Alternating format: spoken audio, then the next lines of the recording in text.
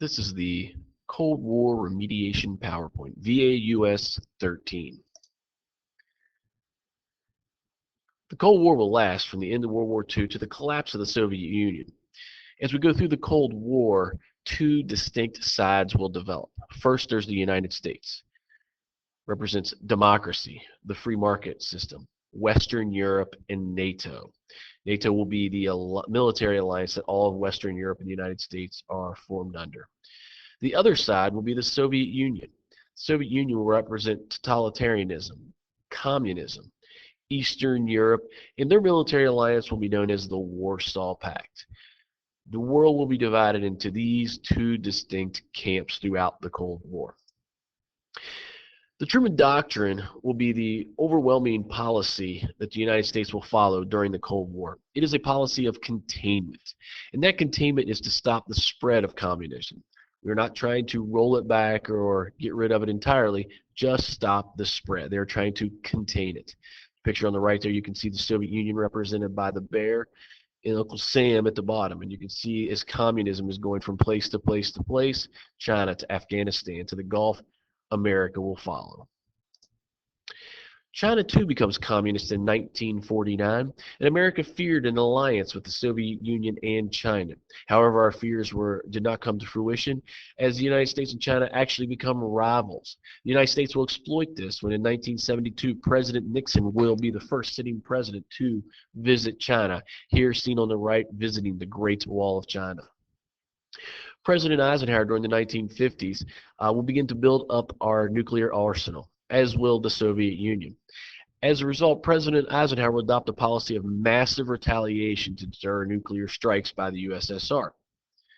If you look at the picture at the bottom, the giant bombs on them will say on no circumstance to be used, because the enemy might retaliate. Notice the soldiers using bows and arrows. So the idea of massive retaliation is that if we build so many bombs, we will be afraid to use them because we will surely destroy the whole world.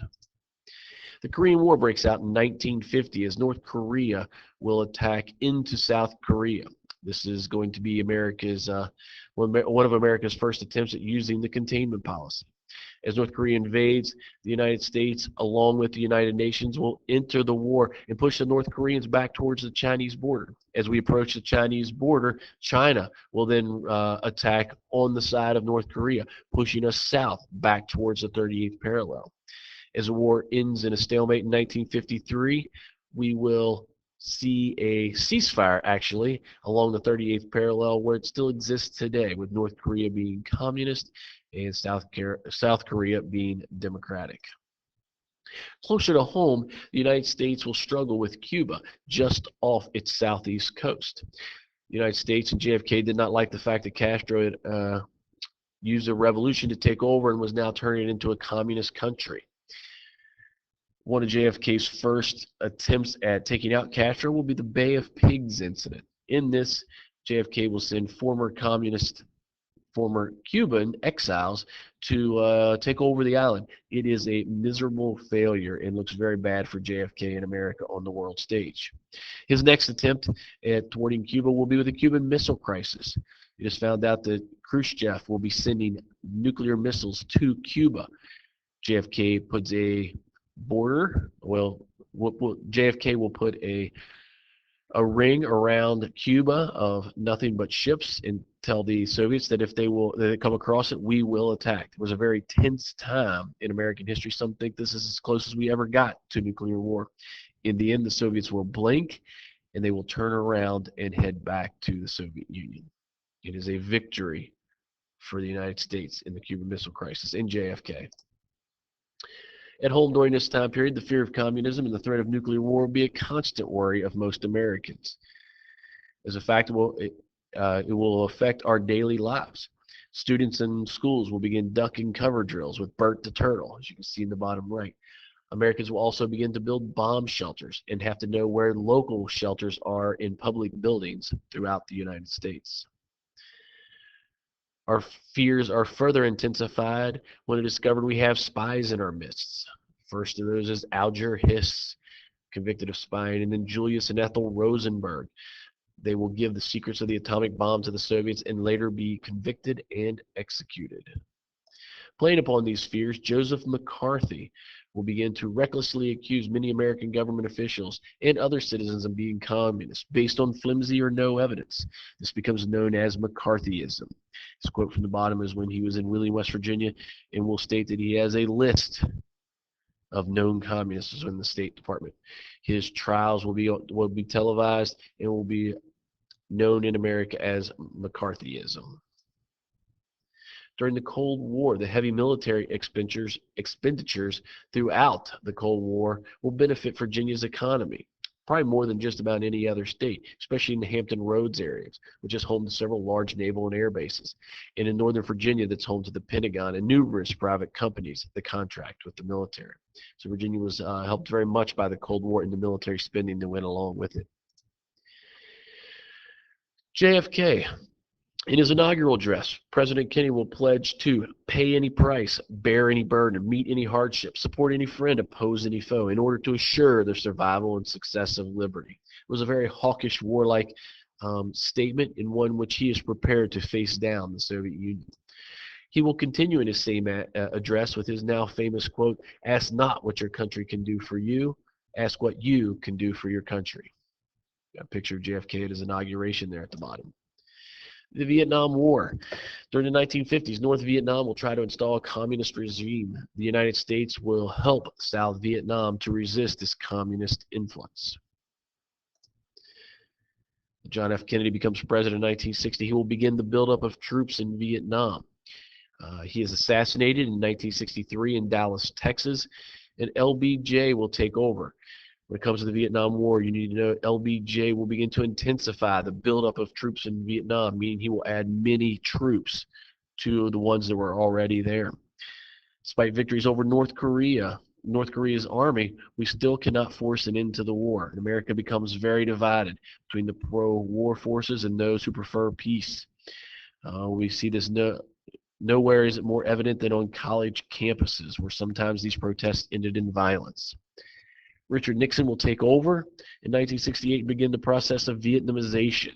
This is the process of bringing home American troops and training South Vietnamese soldiers to replace them. Unfortunately, this does not work, and Vietnam will eventually fall to communism.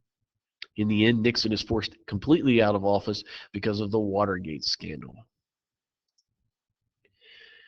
As Vietnam veterans are returning home, they are not receiving the warm welcome that World War II soldiers received. Vietnam veterans return to face indifference or outright hostility from those who had opposed the war. It will not be until later on that they will actually receive their first monument in the nation's capital. You can see the picture of the Vietnam Veterans Wall there on the right. As we reach into the 80s, the Soviet Union will begin to decline. Much of this is from internal problems. The increased Soviet military expenditures to compete with the United States military is putting a hurting on their economy. We begin to see the rising nationalism in Soviet republics like Poland, where they begin to want to rule themselves. Their economy is just not effective.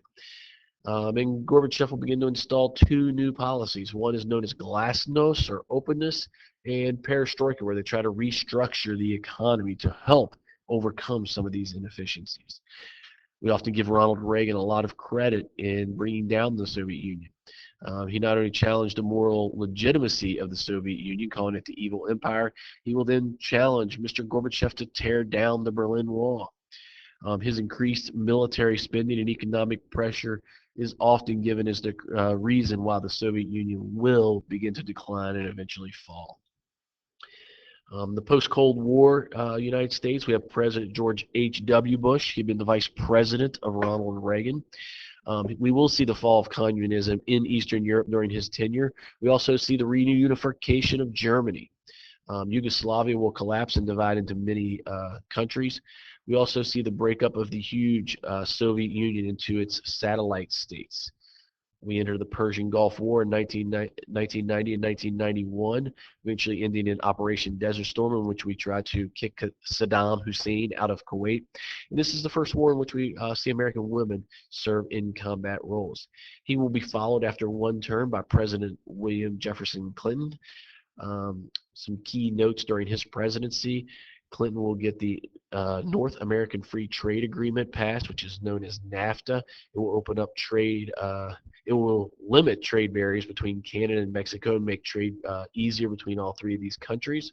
We see the reestablishment of full diplomatic relations with Vietnam.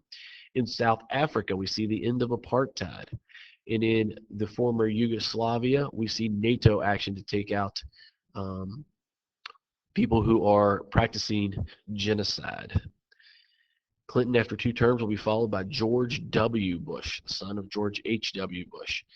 Um, Upon his election, we see early in his term the now pointing attacks on the World Trade Centers known as 9/11. This will occur on 9/11/2001. As a result, we will go to war in Afghanistan and then war in Iraq, eventually taking out Saddam Hussein.